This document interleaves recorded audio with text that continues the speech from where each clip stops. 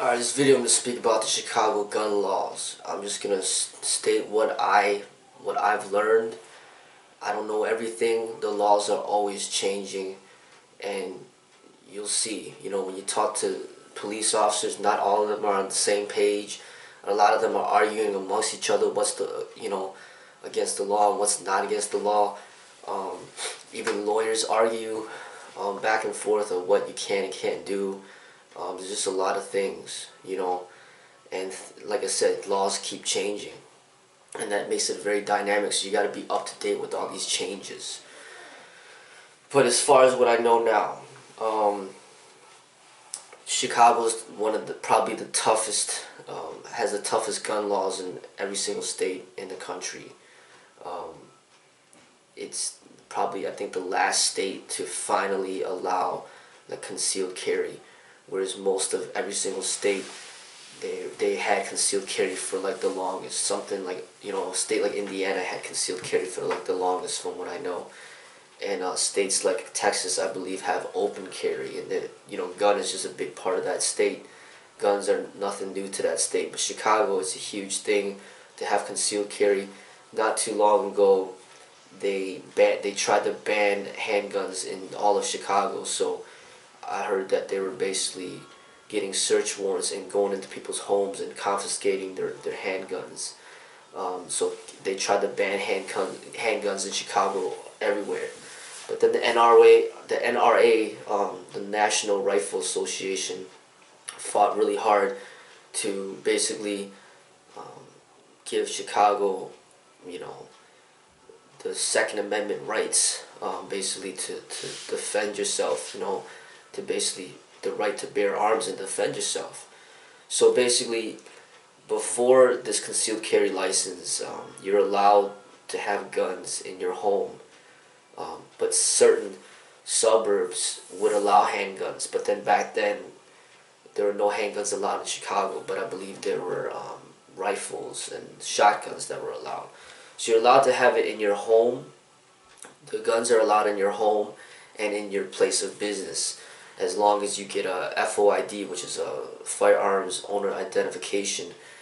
Doesn't cost that much money, just maybe like $10-15, and that basically gives you the right to own one, and possess one. But it doesn't give you the right to carry one in public, but it gives you the right to own one and possess one in your home or place of business. And there's background checks associated with just obtaining that FOID card. If you have if you go in and out of mental hospitals and you got a criminal record, then they're not going to give you one. So first you got to get the FOID, which is the Firearms Owner Identification, which most states, they don't have such a thing, but Chicago's so strict that you need to get that. So first you got to get that. Alright? And then now they just recently passed that concealed carry license. So the concealed carry license, you have to apply for it. You have to get the FOID first. First you got to get the FOID. And then for the license, the concealed carry license, you need to take a course, 16-hour course. But if you have military experience, then you can cut it down to 8 hours. But it's a 16-hour course that can teach you the basics of the firearms, and how to operate it and things like that, how to clean it, and just basically to update you on some of the laws and where you can and can't carry it and things like that, and just all the stuff in regards to properly operating it and shooting it. And then you got to qualify. You need to go to the gun range and qualify. You got to shoot a target from a certain amount of distance, and you got to pass the qualification. So you got to complete the course, and they give you a certificate. The course, I believe, is around, I think it's like $150 or something like that, So you got to take the course, and then you got to apply for it. And you could apply online, and you fill out this whole questionnaire thing. They have requirements, like you can't, be convicted of like taking drugs or DUIs, and you can't be convicted of like domestic battery or anything involving like bodily harm to another human being within the last 5 years. So it's a 5-year grace period. So basically, if you get in trouble for locked up and convicted of battery, you gotta wait 5 years before you could basically be approved. Alright, so they have all that. You gotta basically have a clean criminal record. Okay, so then you gotta pay a fee. I think it's about $175 to apply for the license. The license only lasts for 5 years, and then you need to reapply and renew it, and then you have to requalify again to show that you can still demonstrate your proficiency in shooting. Alright, so you gotta go through all that. Alright, so you got the FOID, then you gotta apply for the concealed carry license. Now they have to approve you, that they got to go through all these security checks and all these departments, police departments. You know, they could basically argue against and try to prevent you from getting it, or for whatever reason. And then if they approve you, they should send you the license. And now you have the FYD and you have the concealed carry, so you end up getting 2 licenses. Alright? So you have those 2 licenses, and then you can purchase a firearm. When you purchase the firearm, you need a FOID. That's for sure. You go in there, and when you purchase a firearm, I think there's like a 3-day wait period. Like you purchase it, you buy it, and you can't come back and get it until like 3 days later. Alright, and when it comes to rifles, I think it's like 24 hours later or something like that. So basically, they're trying to ensure that you're not just acting out of like emotion and you're just buying it just to go and kill a bunch of people. So they make you wait before you get it. So once you get it, so now you got the gun, now you got the FOID, now you got the concealed carry. Okay, as far as the law is concerned, the concealed carry license is very restrictive. It's almost like it's not even there, but it's there. But it just, basically the concealed carry license just allows you to pretty much have it in your car. You know, it allows you to carry the gun while you're in the car loaded and by your side or whatever. It allows you to have it on the sidewalk. And that's pretty much like almost it. I mean, it's almost like their kind of way to trick the public into giving them a bunch of money and basically not even changing anything.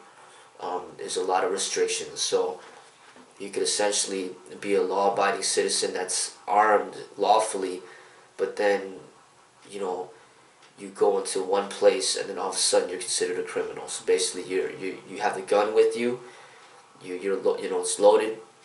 You step into the school, you're considered a criminal because you're not allowed to have it in the school.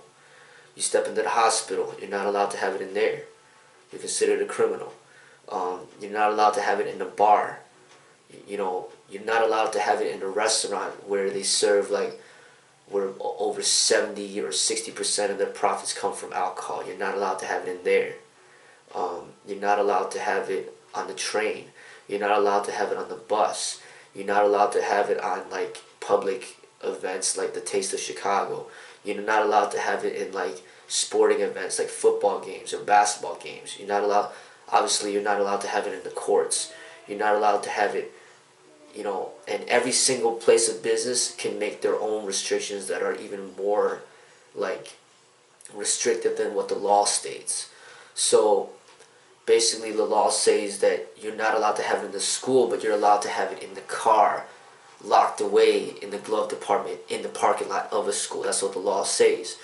But then the school could come in and say, which my son's school actually sent us an email saying that they're going to make it even more restrictive. They said you're not even allowed to have it in the car locked away in the glove box in the parking lot of school. You're not even allowed to do that.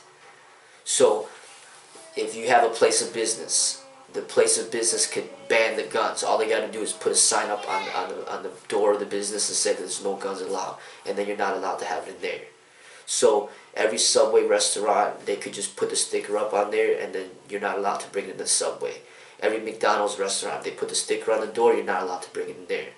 So it's extremely restrictive, and through time, we don't know if that's going to change. But fact of the matter is, the only thing that the concealed carry is allowing right now is to have it in your car while you're driving from one location to the next, and while you're on the sidewalk, if you're walking your dog or you're just walking down the sidewalk. You're not allowed to have it in the parks. You know, the only way that you can have it in the park is if you're like, you know, passing through the park in a bike lane. Then you're allowed to do it as long as you're passing through the park in a bike lane. But you're not allowed to be in the park with a gun. So pretty much, it's almost like back to square one, where they almost try to ban the concealed carry, but they just give you just a little bit. So unless there's a business out there that doesn't have the sticker on there, so say you stop by like a Popeyes restaurant and there's no sticker on there, then you can bring it in the Popeyes restaurant because there's no like sticker that's disallowing it. But that's pretty much what, you know, I know about it, and it's very restrictive, and it just opens up a big can of worms, you know, for people that are good people that follow the law. It can really get you in a sticky situation, you know, because you could be walking down the sidewalk and it's fine, you're allowed to have it, but then you jump onto the train and the next thing you know, you're not allowed to have it. And then if for some reason something happens on the train and you pull out that gun, you know, you're gonna get in trouble for that. Or if some reason, you know, you get stopped by the police and they search you and they find a gun on you while you're in the train, you're gonna get in trouble for that. As far as what I know, I believe that the first offense is a misdemeanor, and then anything after that becomes like felonies, as far as what I know. So it's very restrictive, and you gotta be very careful. It's concealed carry. You're not allowed to show the gun. You have to really hide that gun away. Make sure nobody sees it, and only take it out when absolutely necessary, when you actually need to use it. Otherwise, you're going to get yourself in some big trouble, because you might think that you're allowed to have it when you're not, in certain locations. But to play it safe, it's almost like you can't go anywhere without with that gun lawfully, so you got to be very careful until the laws change. But it's going to be, and then I also heard that when the police pull you over in the car, they're going to pull up your information, and they're going to be able to know right away whether or not you have a concealed carry. And then they're trying to say that when you get pulled over by them and they ask you for your weapon, you got to give it to them until the traffic stop is done. Then they give it back to you. That's what I've heard. You know, so it's like they're using this concealed carry license to better monitor the public, to see who has guns, and then they could really target you. You know, if they pull you over in a traffic stop or whatever, they're gonna already know right whether or not you got a concealed carry license, and then they're gonna be on you. You know, and Chicago's so used to treating everybody that has guns as criminals, so this is gonna be a very this is gonna be a big change for Chicago, because police officers are just so paranoid about guns that they think that everybody that has a gun is a freaking criminal or a killer, which is not the case. But if you go to Texas, guns is just something that's just a part of their state, and they're so used to it that they're not like, the police officers shouldn't be as much in fear, because there's good people that have guns too. It's not just all bad people. So it's a change of psychology that's going to have to happen in Chicago. And as far as what's going to happen, you know, how this is going to play out, we'll see.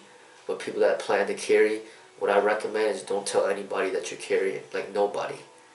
The less people that know, the better, because there could be people out there that just don't like you and they want to get you in trouble. So they know that you carry, then they see you in a bar, and they'll be like, oh, you know, he's not supposed to have that gun. And then they call the police and be like, hey, there's a man with a gun in this bar, and then all of a sudden you're gonna get locked up just because somebody called, you know. But, you know, don't let anybody know that you have a gun, and that should minimize the chances of people calling on you that, you know, that you have a gun. You just gotta be very careful. There's videos out there on YouTube. You know, this guy in Costco, it wasn't in Chicago, but it's another state, concealed carry, he had the license and everything. He was in Costco, a customer saw the gun, he told the employee told the guy, you're not allowed to have that in here. And then the guy said, yeah, I am. I got a concealed carry license. Then the employee calls the police. Police show up and they shoot the guy down. And supposedly the police said that the dude, you know, went for his firearm, right? But then there's witnesses that said that dude didn't even he didn't go for his firearms at all. He didn't go for his firearm at all. He didn't draw it out, nothing. He got shot in the back. He just pretty much murdered by the police. That's just one story. There's other stories too. These police are, they're trigger happy people. They'll shoot you and kill you in a blink of an eye. So you gotta be very careful. There's another incident in California that happened not too long ago. It was a little, teenager walking down the sidewalk with a toy AK-47 that looked like it was real. Police officers told him to drop it, supposedly, and then they shot and killed him. But who knows? The police officers didn't. The real story could be that the police officers didn't even warn him. They could have just shot and killed him. And then after the dude's dead, then he said, "Oh yeah, we warned him." But then they really didn't warn him. So this can open up, the concealed carry license can open up a huge can of worms. It can get a lot of people killed out there. So people gotta be very careful about this whole thing. And just also be aware that now that there is a concealed carry, there's gonna be more guns circulating out there, more people owning guns. You're gonna see it more, and you could almost assume, I think it's a safe bet to just almost assume that everybody's armed, and then just be careful how you interact with people, and don't let things get out of hand and escalate to something where something that's unnecessary. All right.